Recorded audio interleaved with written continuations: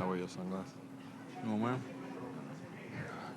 Julius, just how did you kind of find the offensive rhythm and flow in the fourth quarter that seemed like so tough for the group in general through three quarters there? I think we just stayed solid, to be honest. I mean, we've been in so many of these games throughout the year and lost so many in the beginning of the year trying to find our identity and how we want to play. So, I mean, I looked at the scoreboard going into the fourth quarter, and I think we were down 4. So, in my mind, I was just telling myself, take it a possession at a time, just be solid, get some stops, and then on the offensive end, just execute. It's no different than what we've done, to finish this year also. And Coach Finch said that poster dunk got you going. What did you see on that dunk? And then also, how did that get you going into the game? It was extremely aggressive second half, too. The poster dunk by me? Yeah, on Kevon Looney. Nah, that I feel like when Kuminga dunked on me, that got me going more so anything. Yeah. Also, what did you see from Julius? Triple-double, second Timberwolves player in history behind KG. What did you see from him tonight? He was incredible, man. Finding everybody on cuts, finding the open guy time after time, just pushing the pace. And that's what we asked for him, and he been doing it at a high level. So we can't ask for nothing better, man. So he's been making the game a lot easier for me, so I appreciate having him.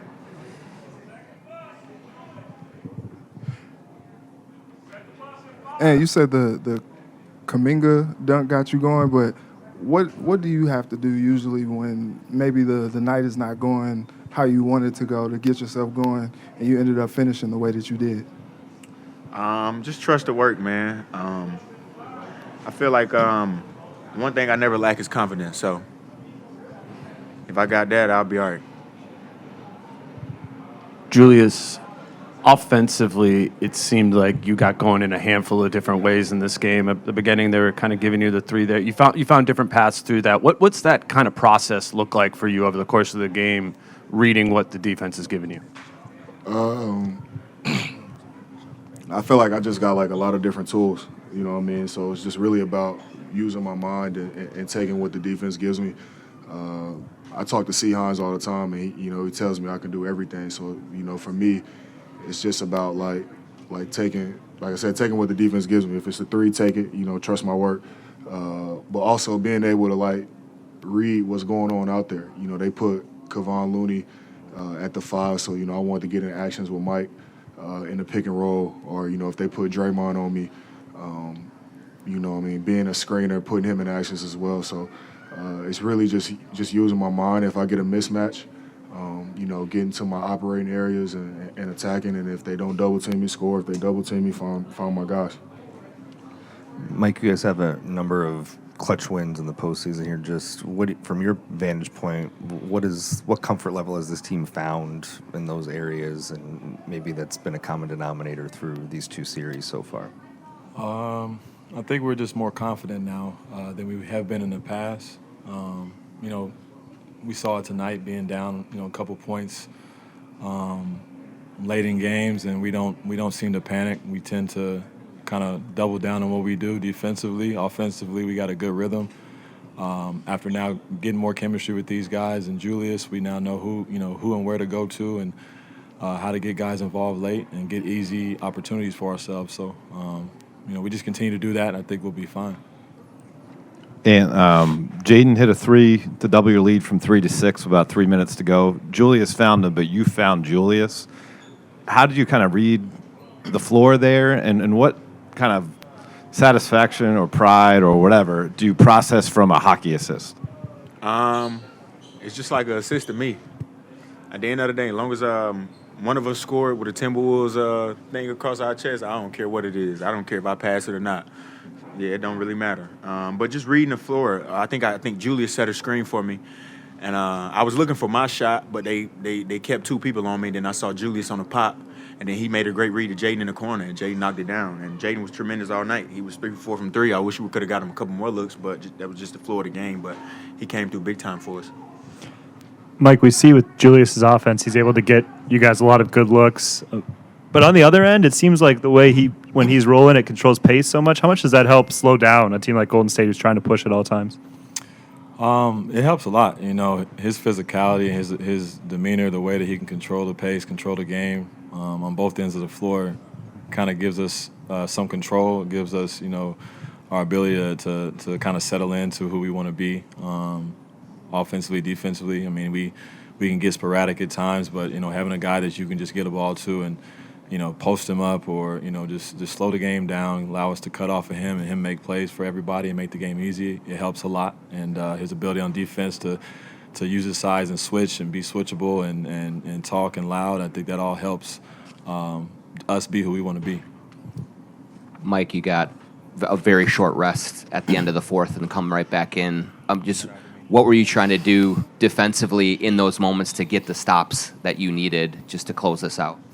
Really just run them off the three-point line. They want to get to, Buddy, get him good looks on that three-point line. And then in the games, all things, all bets are off. You can be as physical as you want. You just got to play one-on-one defense. You kind of got to man up, and that's what we all did, the final couple of possessions of the game.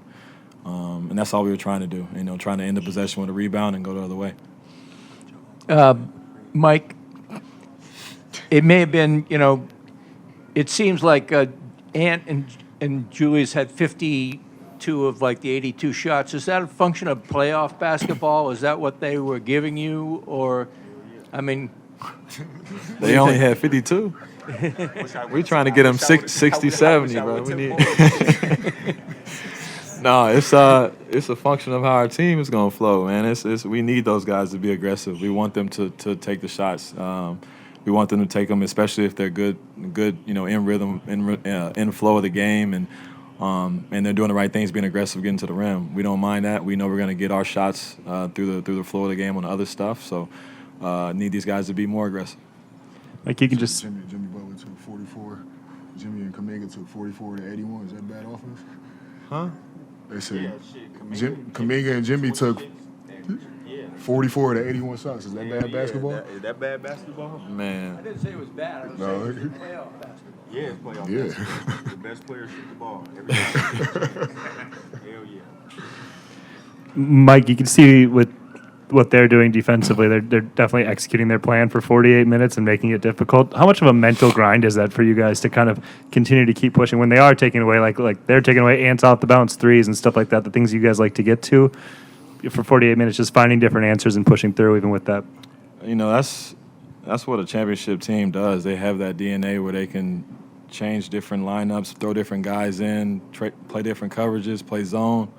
And those are all things we have to adjust to in the game. And just the way we have done it throughout the first couple games has been, spectacular on being, just being able to dissect and know when to find guys in different situations. And, Ant being patient, not trying to go get it right away, getting off the ball. Julius the same way, letting other guys kind of get shots and get in rhythm in different fashions of the game. It allows the game kind of open up at different points for them. And has it been a bit of a learning curve, I guess, figuring out other ways to get your threes up? Because obviously you got 14 tonight, but they really don't want you getting it off the bounce. Yeah, for sure. It's kind of crazy because teams usually don't want me to get to the hole, but it's like now they don't want me to shoot threes, step back threes. So just trying to find that balance, man. And like Mike said, not being thirsty all the time, like setting screens, finding my teammates, getting it through actions. And I think just playing off the ball is better for me playing versus this team because everybody is locked in on the game plan. They got a pretty good group of guys that's locked in on the game plan. Like you said, it's a championship DNA team, so they don't make too many game plan mistakes. And how would you describe what opened up for you in the second half? I think you had 8 points in the first half, 28 in the second half. Was it more like you finding a rhythm or you finding how they were guarding you? Yeah, just Finchie put me in great positions, realizing less ball screens because all they're going to do is probably trap it, and the whoever's setting the screen, his man going to be super high where I got to pass the ball, and then just playing off a juke. I think that was another thing. And then our V2 action, back screening for Mike, trying to get a worse defender on me, and, yeah, Drew finding me on cuts and just getting me easy looks and then just getting into a rhythm.